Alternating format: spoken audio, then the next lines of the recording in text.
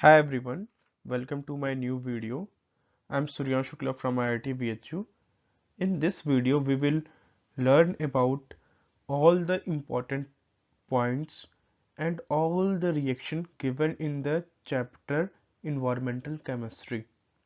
तो सारे important points और रिएक्शन जो कि याद करने वाले टॉपिक्स थे सबको मैं समर अप करने के लिए फिर से आ गया हूँ, जैसा कि मैंने आपको वादा किया था। फुल लेंथ वीडियो जो कि मेरी पड़ी हुई है यूट्यूब पे ही, जो कि 1 आवर 55 मिनट्स की, जिसमें मैंने लाइन बाय लाइन एक्सप्लेन किया हुआ है अलॉन्ग विथ रिएक्शंस। लेकिन ये वीडियो क्यों है?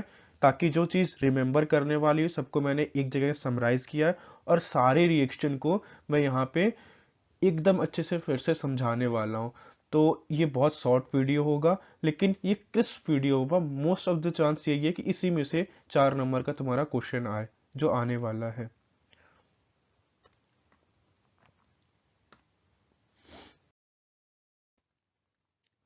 अब बात करते हैं important points from environmental chemistry. तो सबसे पहला इंपॉर्टेंट पॉइंट मैंने तुम लोगों को मार्क भी करवाया था जब 2 घंटे की वीडियो थी, कि एक एवरेज इंसान को लगभग 12 से 15 गुना ज़्यादा एयर की ज़रूरत होती है रेदर देन फूड। ठीक, ये एक इम्पॉर्टेंट पॉइंट हो गया तुम्हारा। फिर ट्रोपोस्फेयर के बारे में था कि ट्रोपोस्फेयर क्या होता है। तो ये तुम्हें याद रखना है कि सी लेवल से 10 किलोमीटर ऊपर तक ट्रोपोस्फेयर होता है। फिर स्ट्रेटोस्फेयर क्या होता है, 10 से लेकर के 50 kilometre above the sea level. ठीक, फिर ये बहुत इंपॉर्टेंट पॉइंट था कि स्ट्रेटोस्फेयर में जो ओजोन हमारी होती है वो कितने परसेंट यूवी रेस को रोक लेती है। तो 99.5% यूवी रेस को वो रोक लेती है। तो याद रखना इस बात को। ठीक, अब रिएक्शंस है कुछ सल्फर डाइऑक्साइड के ऑक्सीजन, ओजोन और पेरोक्साइड के साथ, जो कि हमें यहाँ पे डिस्कस करना है, जो कि एनसीईआरटी में भी गिवन है। तो देखो, जो सबसे पहली रिएक्शन दी हुई है सल्फर डाइऑक्साइड की ऑक्सीजन के साथ।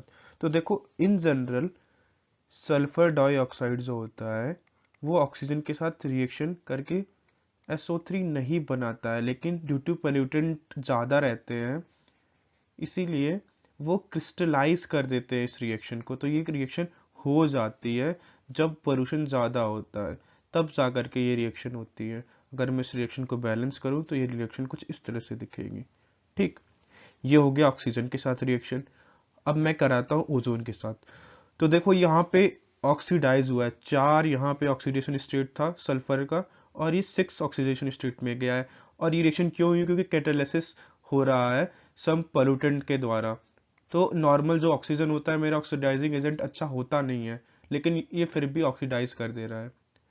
अब जब मैं कोई एक अच्छा ऑक्सीडाइजिंग एजेंट ले लूंगा फिर तो ये रिएक्शन आसानी से हो जाने वाली है।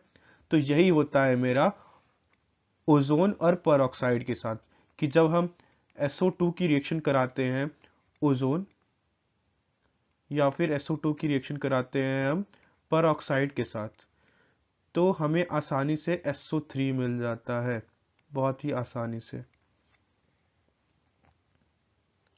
ठीक, और आई एम रियली सॉरी, ये फाइनल प्रोडक्ट इस केस में ऐसे बनता है। और इस रिएक्शन को मैं अभी एक्सप्लेन करता हूँ। ये दोनों रिएक्शन दी हुई है, ये तो नॉर्मल सी रिएक्शन है कि ये बना कैसे, प्लस O2। ये नॉर्मली तुमको समझ में आ गया होगा, ये वाली रिएक्शन, कि O3 ने क्या किया, O3 टूट गया किसके अंदर, O2 प्लस नेसेंट ऑक्सीजन के अंदर, और इस नेसेंट ऑक्सीजन के साथ SO2 ने किया रिएक्शन। ये ब्रेक डाउन कर रहा हूँ मैं रिएक्शन की, रिएक्शन हुई कैसे, और ये SO3 में कन्वर्ट हो गया। अब इन दोनों को ऐड कर दोगे तो ये रिएक्शन बन जाएगी। अब इस रिएक्शन को ऐसे ही समझते हैं कि ये रिएक्शन हुई कैसे। तो ये भी रिएक्शन कैसे हुई होगी, कि जो मेरा H2O2 होगा वो पहले टूटा होगा H2O प्लस नेसेंट ऑक्सीजन में। फिर सिमिलर केस हुआ होगा कि ये नेसेंट ऑक्सीजन जो है मेरा वो गया होगा SO2 के पास और बनाया होगा SO3। अब जब इन दोनों को हम ऐड करते हैं तो SO3 का हाइड्रोलिसिस हो जाता है, क्योंकि मेरे पास पानी पड़ा हुआ है और SO3 पड़ा हुआ है। जब हम वाटर प्लस SO3 लेते हैं तो इनका हाइड्रोलिसिस हो जाता है और ये मेरा बन जाता है H3SO4। इन तीनों रिएक्शन को ऐड ऑन कर दो तो मेरा जो रिएक्शन लिखा हुआ है वो बन जाएगा, ये वाली रिएक्शन। तो ये तीनों रिएक्शन मेरे ख्याल से मैंने अच्छे से समझा दिए तुम्हें। अगर ना समझ में आया अभी भी तो प्लीज दोबारा से देख लो स्किप करके। ओके,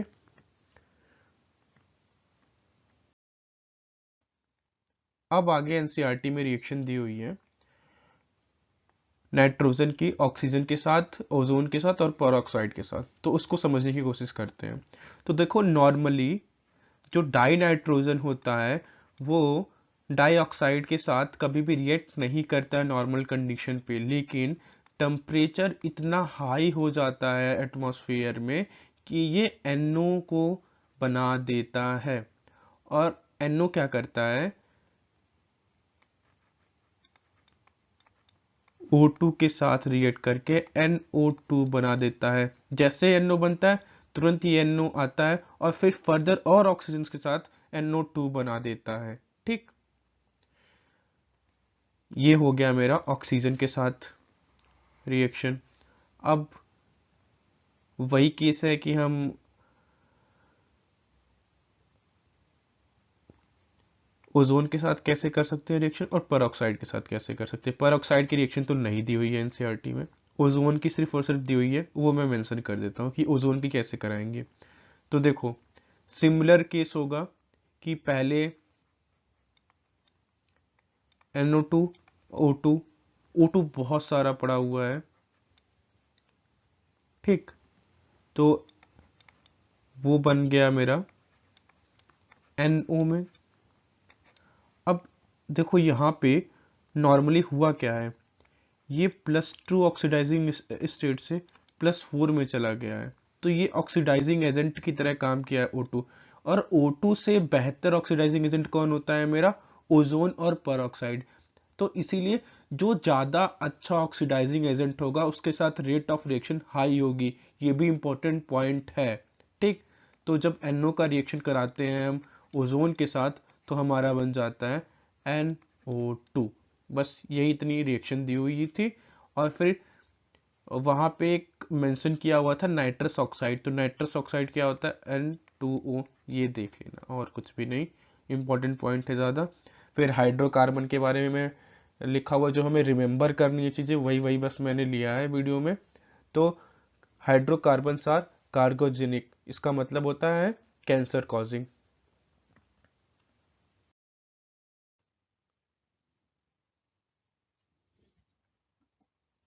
अब इस स्लाइड में क्या दिया हुआ है कि ये हमें याद रखना है, ये पॉइंट्स ऐसे रिमेंबर है, बार बार पढ़ेंगे तो याद रहेगा, इसीलिए ये वीडियो मैंने शॉर्ट बना रहे कि बार बार हम पढ़ लें। CO एक कलरलेस ऑर्डरलेस गैस होती है और ये हाईली पॉइजनस होती है, ये मुझे याद रखना है। और इसका जो कार्बोक्सी हीमोग्लोबिन कॉम्प्लेक्स होता है वो ऑक्सीजन हीमोग्लोबिन कॉम्प्लेक्स से 300 टाइम्स ज़्यादा स्टेबल होता है। ये पॉइंट याद रखना है मुझे कि 300 टाइम्स मोर स्टेबल होता है। ठीक, ये पॉइंट याद रखना है। फिर in blood when the concentration of carboxy hemoglobin reaches up to 3 to 4%, 3 to 4% में ही हमारी वॉट लग जाती है और जो ऑक्सीजन कंटेंट होता है वो बहुत कम हो जाता है ब्लड का। ठीक, फिर कार्बन डाइऑक्साइड के बारे में क्या बातें याद रखनी है कि कार्बन डाइऑक्साइड सिर्फ और सिर्फ ट्रोपोस्फेयर में पाया जाता है। फिर और इसका परसेंटेज बाय वॉल्यूम दिया हुआ है, ये हमें याद रखना है कि percentage by volume 0.03% carbon dioxide है। ठीक, अब फिर यहाँ पे बताते हैं कि CO2 मेरी अगर आएगा एग्जाम में कि कौन सी गैस सबसे ज्यादा रिस्पॉन्सिबल है ग्लोबल वार्मिंग के लिए, तो हमें लिख के आना है CO2। ओके,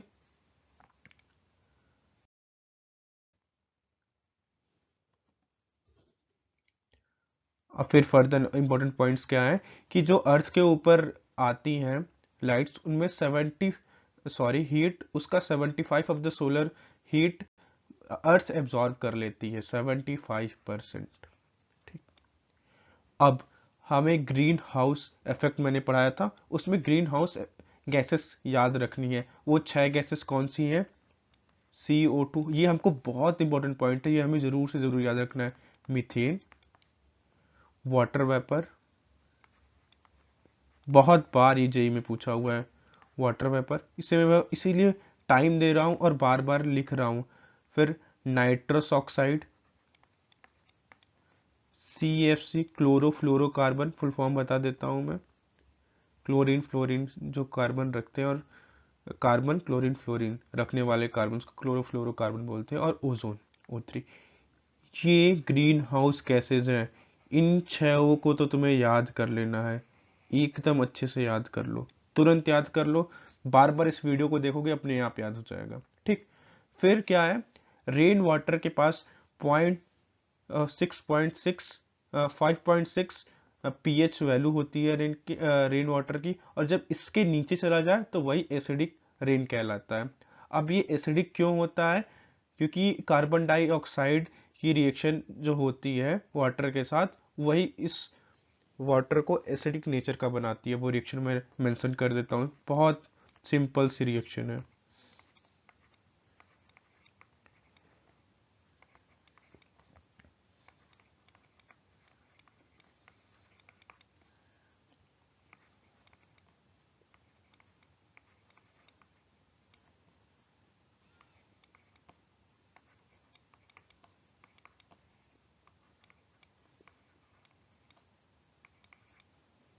ठीक। इस रिएक्शन की वजह से जो ये H+ जनरेट हुआ, उसी की वजह से मेरा रेन वाटर एसिडिक नेचर का होता है।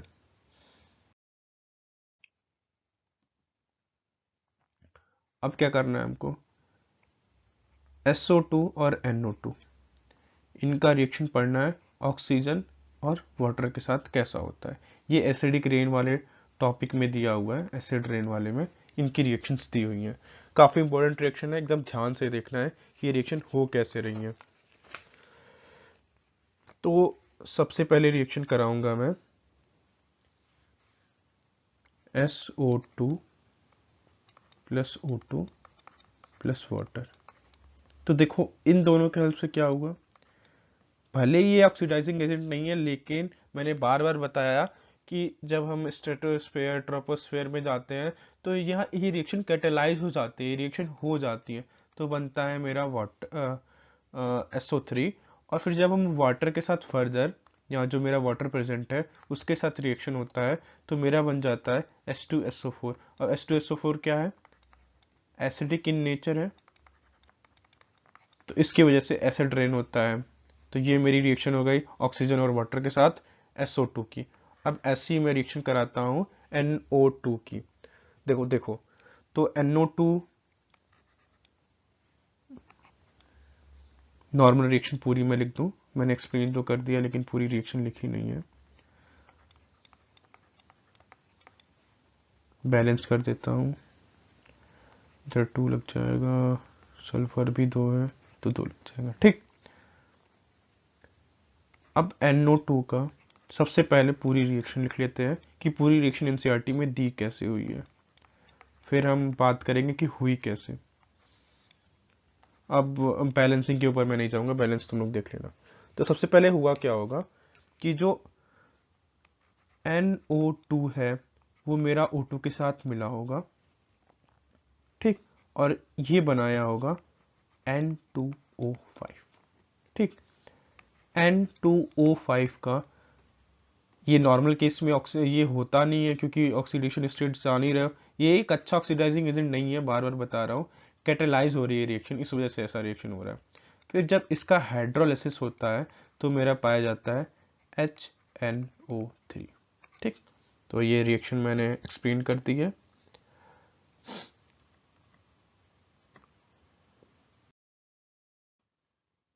अब देखो इंपॉर्टेंट पॉइंट क्या है, NO2 एक ब्राउन गैस है, इसको तुम्हें याद रखना है, जहन में बैठा लो अपने कि NO2 एक ब्राउन गैस है।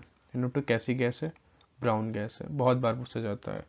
फिर ये हमें डाटा याद रखना है कि 5 माइक्रोन का होता है, तो नेसल पैसेज में जाकर के ठहर जाता है, लॉज। ठीक है, और अगर 10 माइक्रोन के अबाउट का होता है तो लंग्स के भीतर चला जाता है पर्टिकुलेट पोल्यूटेंट के बारे में। तो डेटा मुझे याद रखना है।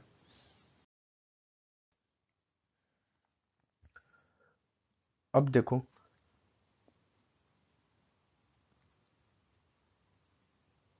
क्लासिकल और फोटोकेमिकल स्मोक के बारे में बात करेंगे, ठीक है। तो मुझे याद क्या करना है, पॉइंट्स लिखे हुए हैं, बार बार पढ़ के नहीं बताऊंगा। मुझे रटना कैसे है, तो देखो, सी फॉर क्लासिकल, क्लासिकल डांस ले लेते हैं। तो क्लासिकल डांस इस समय उतना ज़्यादा प्रचलन में नहीं है, वो रिड्यूस होते जाता है। हर एक क्लासिकल चीज़ इस समय घट रही है, वेस्टर्नाइजेशन हो रहा है। तो इसी तरह से याद करना है मुझको कि क्लासिकल है, सी से क्लासिकल होता है, सी से कोल्ड होता है, और ये क्या हो रहा है, रिड्यूस हो रहा है। अब हर चीज जो क्लासिकल है वो रिड्यूस हो रहा है, तो ये कैसा होता है, रिड्यूसिंग स्मोक होता है, और ये कोल्ड नेचर में पाया जाता है। कौन से स्मोक की बात कर रहे हैं, क्लासिकल स्मोक की बात कर रहे हैं। ठीक, सारी ट्रिक हो गई, ठीक है।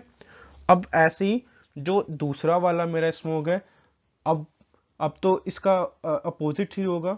फोटोकेमिकल स्मोक कैसा होगा, जस्ट अपोजिट ही होना है इसके। तो वो कैसा होगा, वो वार्म प्लेस में पाया जाएगा, और वो कैसा होगा, ऑक्सीडाइजिंग, वो ऑक्सीडाइजिंग स्मोक होगा। ठीक, याद कर लेना, ट्रिक बता दी है। अब देखो, अब यहाँ पे बहुत इंपॉर्टेंट रिएक्शन होने वाली जो एनसीईआरटी में दी हुई है, बहुत बच्चों को ये नहीं समझ में आने वाली है, जरूर से जरूर इसको समझ लेना। ठीक, interaction with sunlight in which NO is converted into nitrogen oxide. ये बहुत इंपॉर्टेंट रिएक्शन होने वाली है। देखो मेरे पास क्या पड़ा हुआ है, NO पड़ा हुआ है प्लस अनबर्न हाइड्रोकार्बन पड़े हुए हैं। ठीक, अभी इसको मैं रेस्ट पर भेजता हूँ, ये रेस्ट पे है। पहले रिएक्शन देखते हैं नॉर्मली क्या हो रही होगी। तो NO मुझे पता है हाई एल्टीट्यूड पे हो रही है, NO कन्वर्ट हो जाएगा NO2 के अंदर। ठीक, फिर ये NO2 क्या करता है, थोड़ा थोड़ा ये टूट जाता है। ये रिएक्शन बहुत मुश्किल से हो रही है, लेकिन ये रिएक्शन नेसेंट ऑक्सीजन पैदा किया। अब जैसे ही ये नेसेंट ऑक्सीजन पैदा किया, ठीक, फ्री ऑक्सीजन, NO2 जो थोड़ा सा टूटा, मेरे पास जो ऑक्सीजन पड़ा हुआ था एटमॉस्फेयर में, सब पड़े हुए हैं, वो ऑक्सीजन इस नेसेंट ऑक्सीजन के साथ मिलकर के क्या बना लिया, ओजोन। भले ही ये स्टेबल है, लेकिन कुछ देर के लिए बन गया है। अब मेरे पास क्या क्या चीजें पड़े हुए हैं, एक NO2 बना पड़ा है, और एक क्या बना पड़ा है मेरा, O3। और ये दोनों कैसे हैं, बहुत ही स्ट्रॉन्ग ऑक्सीडाइजिंग एजेंट है। ठीक, अब ये कोई ना कोई खोज रहे हैं किसको ऑक्सीडाइज कर दे, किसको ऑक्सीडाइज कर दे। तो मेरे पास बर्न करके ह्यूमंस ने क्या भेज दिया है ऊपर, कि भैया जाओ हाइड्रोकार्बन, मैंने तुम्हें खूब फूका हुआ है, इन्वायरमेंटल में पोल्यूशन फैलाया हुआ है। तो ये जो अनबर्न्ड हाइड्रोकार्बन्स होते हैं वो ऑक्सीडाइज हो जाते हैं और वो ऑक्सीडाइज होकर क्या बनते हैं, उनकी रिएक्शन लिख देता हूँ। 3 कंपोनेंट हमें याद रखने जो जो बनते हैं, रिएक्शन भी मैं मेंशन करता हूँ जो एक एनसीईआरटी में दी हुई है। मीथेन की रिएक्शन दी हुई है विथ ओजोन, और ये बनाता है फॉर्मेल्डिहाइड। फॉर्मेल्डिहाइड ये पता ही होगा तुमको कि प्राइमरी नेम है, आईयूपीएससी के हिसाब से नहीं है। Okay, formaldehyde.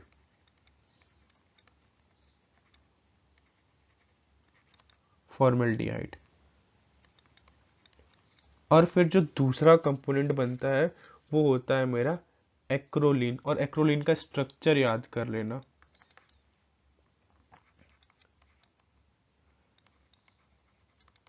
एक्रोलीन, इसका स्ट्रक्चर बना देता हूं मैं।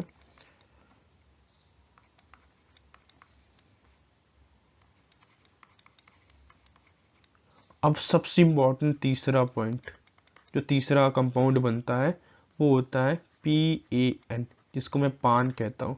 और ये क्या होता है? पर ऑक्सी एसिटल नाइट्रेट। अब देखो इसका नाम कैसे पड़ा है। तो ये जो ग्रुप होता है ना, जब हम कॉमन नेमिंग पढ़ते हैं तो इस वाले जो ये पूरा इधर का है उसको हम एसिटल ग्रुप कहते हैं। इससे जो भी जुड़ता है ना तो उसका नाम उसके ऊपर रखते हैं। यहाँ एसिटल ग्रुप उसने रखा है कि नहीं, ये ग्रुप मेरा एसिटल होता है। ठीक। कॉमन नेमिंग जब मैं पढ़ाऊंगा, जब मैं ऑर्गेनिक की सीरीज चालू करूंगा तो ये भी बताऊंगा कि कैसे नेमिंग रखी जाती है इन जनरल करने के लिए। तो देखो एसिटल, इसमें क्या क्या है? एसिटल ग्रुप है, तो एसिटल मैंने बना दिया, मैं एसिटल बना देता हूँ। फिर इसने क्या किया है मेरे साथ? पर ऑक्सी इसने कहा है, तो मैं पर ऑक्सी लिंकेज एक बना देता हूँ। फिर उसने क्या किया? नाइट्रेट दिया हूँ मैं, तो मैंने एक नाइट्रेट बना दिया। तो ये मेरा रिएक्शन हो गया। बहुत बार उन्होंने पूछा हुआ कि पान का फुल फॉर्म क्या है यार, ये स्ट्रक्चर क्या है, तो ये बढ़िया से याद कर लेना, मैंने अच्छे से समझा दिया है। अब देखो जो अपर स्ट्रेटोस्फेयर होता है वो, यहाँ पे सबसे इंपॉर्टेंट पॉइंट क्या है कि जो मेरा वेवलेंथ होता है यूवी रेज का, वो 255 mm नैनोमीटर होता है। ये याद रखने वाला बात है। ठीक। अब हम क्या पढ़ने वाले हैं?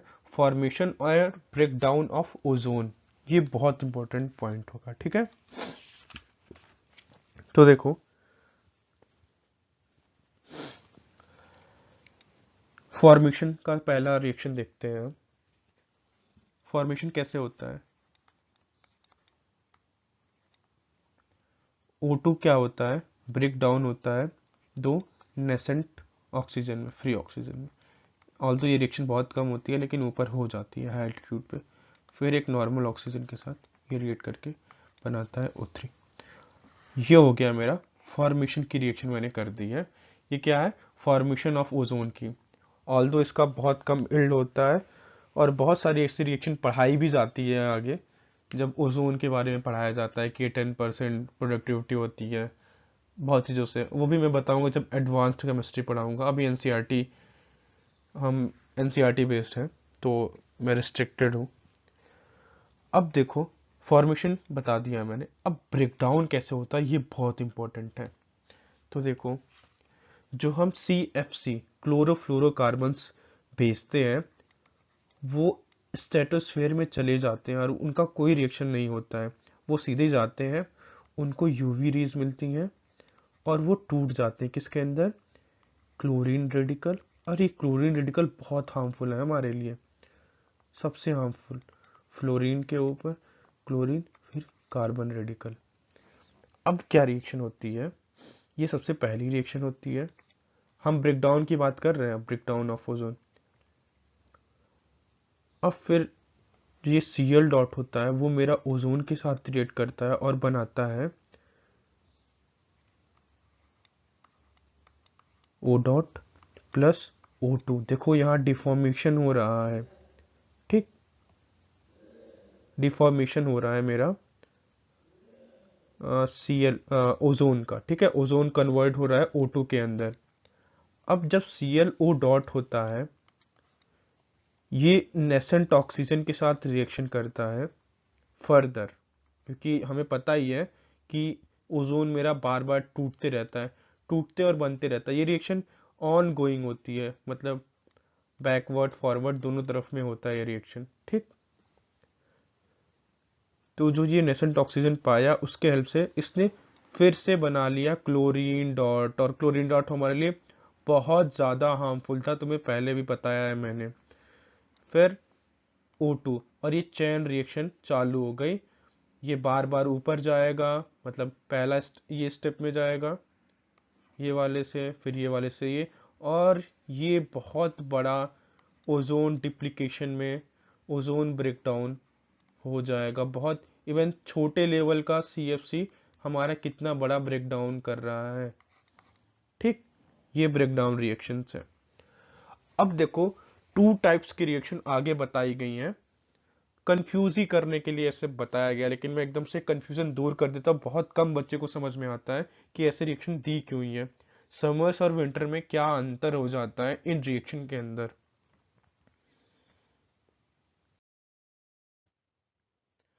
तो समर में क्या होता है कि समर्स में NO2 भी पड़ा हुआ होता है इन्वायरमेंट में। समर्स में जो होता है, साइंटिस्ट ऐसा पाए हुए हैं, उसका रीजन ये ओजोन डिप्लीकेशन कम होता है। और रीजन क्या है, इन जनरल रिएक्शंस क्या होती हैं, जो बीच वाली रिएक्शन है, ClO डॉट जो मेरा बना था वो NO2 के साथ भी रिएक्ट कर जाता है और वो बनाता है, ये बात मैं कर रहा हूं इन समर्स की, ठीक, इन समर्स की। ये बना देता है ClO प्लस NO2। अब देखो Cl डॉट, ये वाली जो रिएक्शन थी, ये जाके टूटेगी नहीं ऑक्सीजन के साथ कि Cl डॉट बना दो और वो कर दो, तो यहाँ पे इसने रोक लिया, ठीक, और ये बन करके स्टेबल हो जाता है। तो इसने ओजोन को और खतरा नहीं पहुंचाया। और फिर जो मेरा Cl डॉट बचा हुआ है वो मेरा रिएक्ट कर जाता है मीथेन के साथ और ये बना देता है CF डॉट HCl। ओके, ये रिएक्शन इन जनरल विंटर्स में भी होती है ये रिएक्शन, लेकिन हमने दिखाई नहीं है। अब विंटर में क्या होता है, विंटर में क्या होता है कि एक स्पेशल टाइप का क्लाउड आ जाता है जो कि सरफेस प्रोवाइड कर देता है इसके हाइड्रोलिसिस के लिए। विंटर में क्या होता है, एक प्रकार का मेरा स्ट्रेटोस्फेयर क्लाउड आता है और उसकी वजह से सरफेस मिल जाता है ClO और NO2 को रिएक्शन करने का, हाइड्रोलाइसिस होने का, और वो हाइड्रोलाइज होकर क्या बनते हैं, COCl प्लस HNO3। और ये जो बना हुआ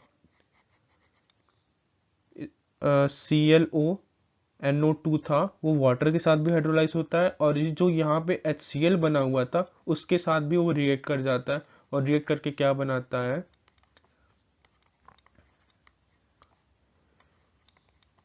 Cl2 और Cl, ये वाली रिएक्शन तो तुमको पता ही होगी, 2 डॉट बनाता है और फिर से Cl डॉट बन गया।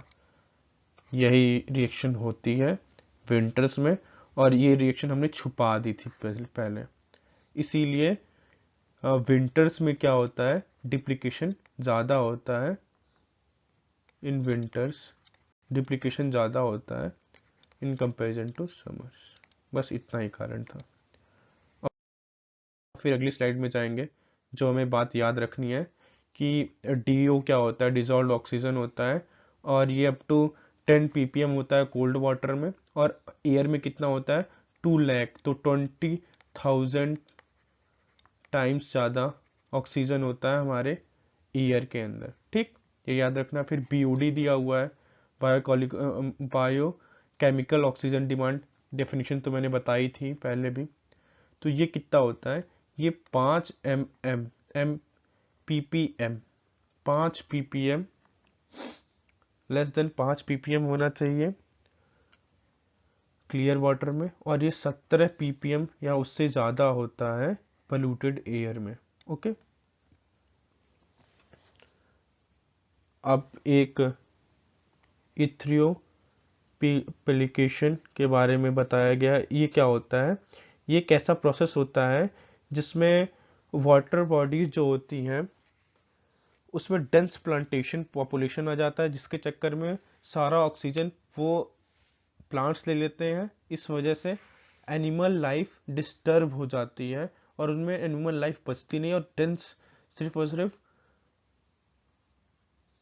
ट्रीज बचे रहते हैं, प्लांट बचे रहते हैं, और एक्वेटिक एनिमल सारे मर जाते हैं। ऐसे बायोडाइवर्सिटी को ही बोला जाता है। फिर हमें दिया हुआ है कुछ कंसंट्रेशन याद करना है, तो मैंने इसको कैसे याद कराया था, फिर मैनू alcohol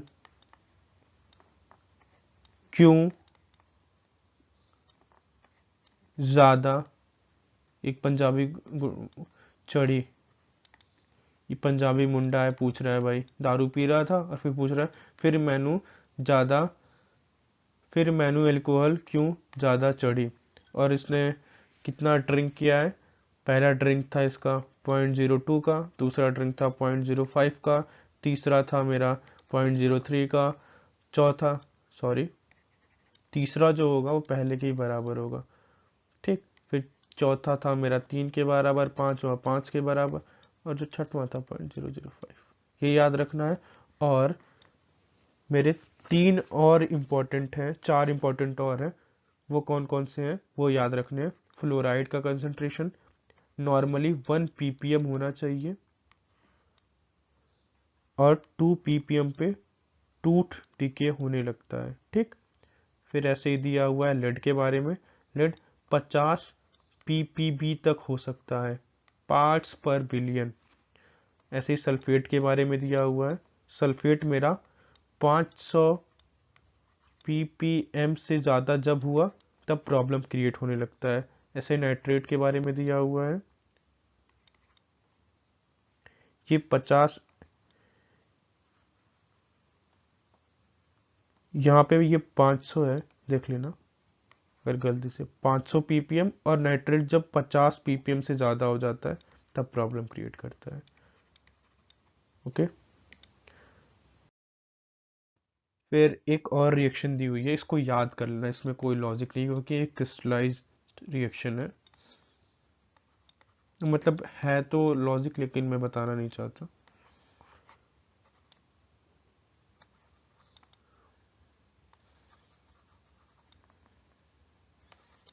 in presence of Pd2 CO2, और ये बनता क्या है, तो देखो हमने इन शॉर्ट आधे घंटे में सारी की सारी रटने वाली चीज़ें फिर से रिवाइज कर ली हैं। और पहला वीडियो अगर तुमको लाइन बाय लाइन एक्सप्लेनेशन चाहिए तो पहले भी वीडियो मैंने बनाई हुई है, 1 घंटे 55 मिनट की है, और मैंने सब कुछ कवर किया हुआ है, उसके अंदर हर एक चीज़ बनाई हुई है, हर एक रिएक्शन बताया हुआ है, हर एक पॉइंट टू पॉइंट। लेकिन इसमें क्या है, इस वीडियो को तुम बार बार देखोगे तो तुम्हें जो चीज़ें रिमेंबर करनी चैप्टर से 4-5 बार देखोगे अपने आप याद हो जाएंगी। Thank you, I am signing off. All the best for your examinations.